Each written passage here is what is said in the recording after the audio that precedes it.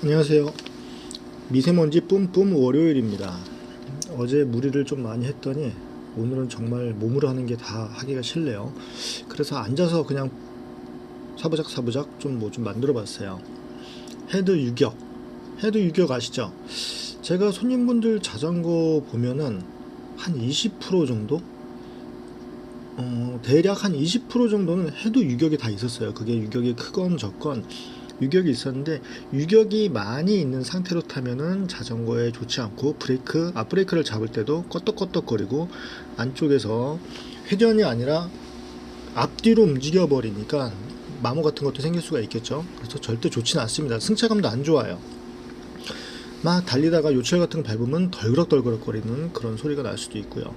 그래서 제가 제일 싫어하는 유격 중에 헤드 쪽 유격에 대해서 오늘 좀 얘기를 해볼게요. 네, 헤드 유격을 확인하는 방법은 아주 간단해요. 지금 사진에 보시면 손으로 자전거 헤드 부분하고 그 스템 있는 부분, 연결되어 있는 부분에 손바닥으로 이렇게 움켜쥐으세요.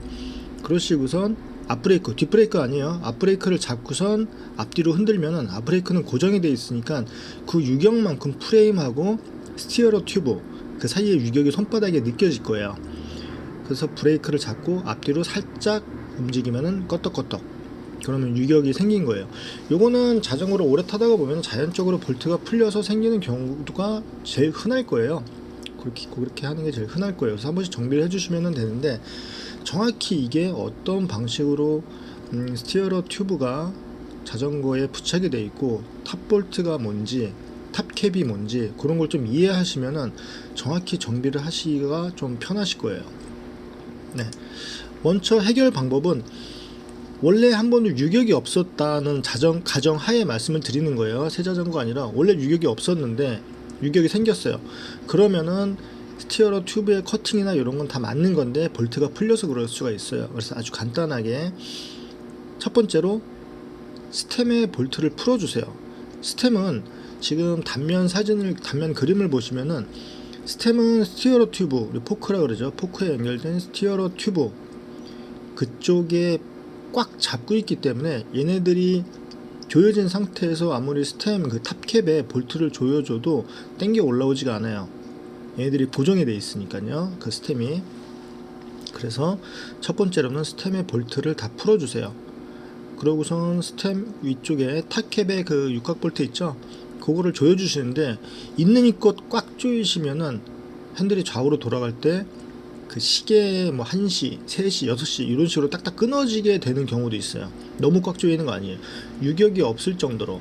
그러니까 살짝 조이시고 앞브레이크를 잡고 앞뒤로 흔들어서 유격이 있는지 없는지, 유격이 있으면 조금 더 조이고 앞뒤로 흔들어 보고선 유격이 있는지 없는지, 그렇게 해서 유격이 없을 정도까지만 조여주신 다음에 그 다음에 스템 볼트를 돌려주시면은 고정이 되는 거죠. 딱 물어주는 거예요. 스템 볼트를 체결할 때는 좌우 딱 중앙에 오게, 핸들이니까 좌우가 밸런스가 틀리면 안 되니까 딱 가운데 오게 해주시는 게 제일 중요해요. 우리가 해바라기가 스티어러 튜브에 박혀 있다 그랬죠. 얘네들을 자세히 이제 분해해서 보면은 이런 모양으로 보실 수가 있어요. 밑에 파란색 부분에 스티어러 튜브가 있고 해바라기가 보이시죠? 그 안에 해바라기가 박혀 있어요.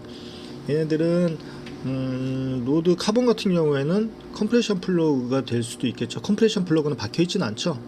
컴프레션 플러그가 훨씬 더 쓰기는 괜찮으니까요. 카본 자전거에 한해서요. 알루차 같은 경우에는 해바라기가 박혀 있고요. 그래서 프레임에 보면 헤드셋이 위아래 이제 실드 베어링이 위아래 박혀 있을 거고, 그리고 스티어러 튜브를 꽂으면서 스템에 연결을 하고 그 다음에 스페이스 링이 있을 수도 있고 없을 수도 있어요. 스페이스 링은 말 그대로 스티어러 튜브가 남는 부분을 스페이스를 잡아주는 애들이기 때문에 처음에 자전거를 구매하실 때 나는 저런 거 싫어, 그래서 잘라버리시는 분들도 있어요. 근데 많은 분들이 스페이스 링이 한두 개 정도는 들어가 있죠. 이 스페이스 링은 스템과 위치를 바꿀 수도 있어요. 지금 스템이 밑에 있고 위에 스페이스 링이 두 개가 껴져 있죠.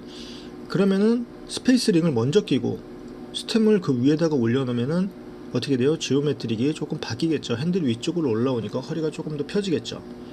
그렇게 해서 쓰실 수도 있고, 그리고 스템을 각도를 뒤집어 가지고서 쓰는 방법도 있어요. 그거는 나중에 한번 설명을 해드릴게요. 그래서 기본적인 구조로는 이런 식으로 돼 있어요. 스티어러 튜브를 프레임에다가 꽂고, 그리고 스템을 끼고, 스페이스 링을 끼고, 그 위에 탑캡, 위에 까만색 두 개 보이시는 게 탑캡인데, 옆에서 보면은 살짝 아래로 이렇게 알이 져 있어요. 살짝 알이 져 있어서 얘네들이 알이 져 있는 게 중요해요. 그래서 기본적으로 탑캡 볼트를 조이게 되면은 스티어러 튜브, 파란색의 스티어러 튜브를 위쪽으로 당겨주는 역할을 해요. 자, 다음 그림을 한번 볼게요.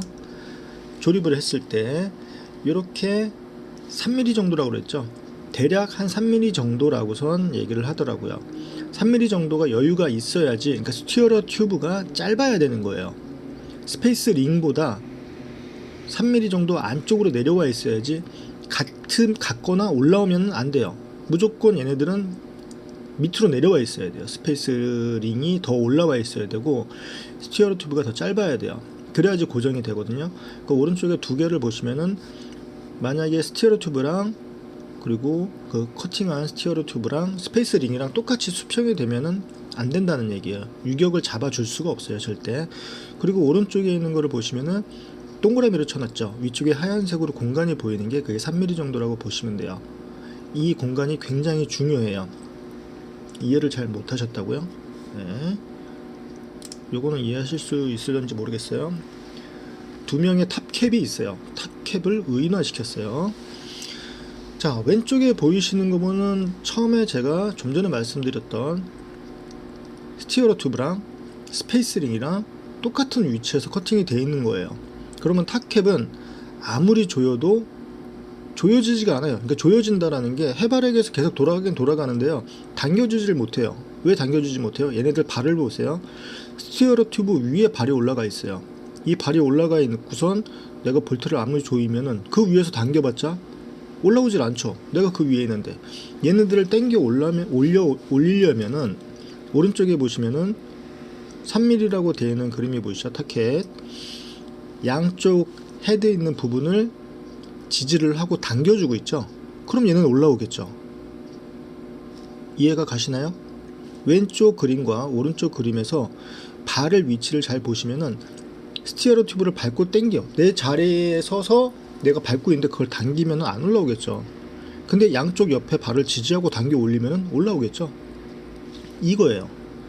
요거를 제가 어떻게 간단하게 설명을 해드릴 수 있을까 굉장히 고민하다 그린 그림이에요. 이해가 안 되시나요? 네. 그래서 요거를 해결 방안하는 방법을 설명을 해드릴게요. 해결 방법.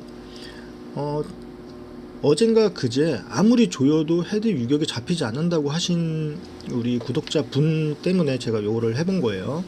그리고 헤드에 대해서 정확하게 제가 설명을 안 해드렸었나 봐요. 네, 해결 방법 첫 번째, 스티어러 튜브를 스페이스 링보다 3mm 정도 자르면 되죠. 근데 요거를 자를 때 죄송합니다, 수평으로 똑같이 잘라야지. 만약에 집에서 쇠톱을 가지고서 삐뚤빼뚤하게 잘라서 사선으로 들어간다 그러면은 탑캡에 정확하게 맞지가 않고 사선으로 들어가면은 안 되겠죠. 힘을 제대로 받지도 못하겠고요. 그래서 커팅하는 툴이 있는데 일반적으로 그런 걸 가지고 있지 않죠. 자르는 게 제일 좋긴 좋죠. 첫 번째 방법이에요. 요거는 잘라 가지고선 3mm 정도를 확보를 해 가지고선 당겨 올리는 방법이 있고요. 두 번째가 여러분들이 가장 하기 쉬운 방법일 거예요. 네. 요거 처음에 그림이 잘못됐네요. 앞에 있는 그림이. 자르는 것보다 스페이스 링을 추가를 하는 거예요. 왼쪽에 위에 있는 그 글자는 생각하지 마세요. 왼쪽에 보시면은 스페이스 링이 두 개가 있었는데 오른쪽 그림을 보면 노란색의 스페이스 링 얇은 게 한 장이 들어갔죠. 그러면은 그만큼 공간이 확보가 되는 거죠. 아주 간단하게 해결할 수 있는 방법이에요. 스페이스 링 이거 샵에서 말만 잘하면 그냥 주시기도 합니다. 물론 카본 스페이스 링 같은 경우에는 뭐 돈을 좀 주실 수도 있는데 이런 거는 막 굴러다니는 거예요. 그래서 얇은 스페이스 링을 하나 넣고선 위쪽에다가 탑캡을 씌우고 볼트를 조이시면은 유격이 잡힐 거예요. 그 유격 잡는 거는 제가 처음에 보여드렸던 스템 볼트를 풀고 탑캡을 조인다, 나중에 스템을 조인다, 그거를 보시면 될 거고요. 네, 그리고 마지막으로 스티어러 튜브를 너무 짧게 하는 경우나 스페이스링을 너무 많이 넣었을 경우, 지금 여기 약간 이제 빨간색으로 보이는 프레임 안쪽에 보이는 이게 스티어러 튜브예요.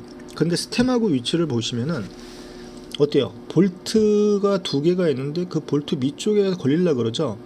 이 볼트는 스티어러 튜브를 꽉 조여 가지고선 좌우로 조향을 할 수도 있고 브레이크를 잡았을 때도 힘을 많이 받는 부분인데, 지금 볼트 하나 가지고 얘를 지지하는 거나 마찬가지예요. 그럼 안전도에 문제가 생길 수가 있겠죠. 그래서 스티어러 튜브가 잘 체결되지 못하기 때문에 많이 자르시면 안 돼요. 보통 자전거 완차로 나온 경우에 스페이스링이 꽂혀 있어요. 보통 자르는 거는 여러분들이 이제 요거 비닐봉다리 걸고 다니기 딱 좋겠네 막 이렇게 해서 자르시는 분들이 있는데, 그게 일반 MTB 같은 경우에는 참고하시면 될 거예요. MTB 같은 경우에는 스티어러 튜브를 그렇게 짧게 자르진 않아요.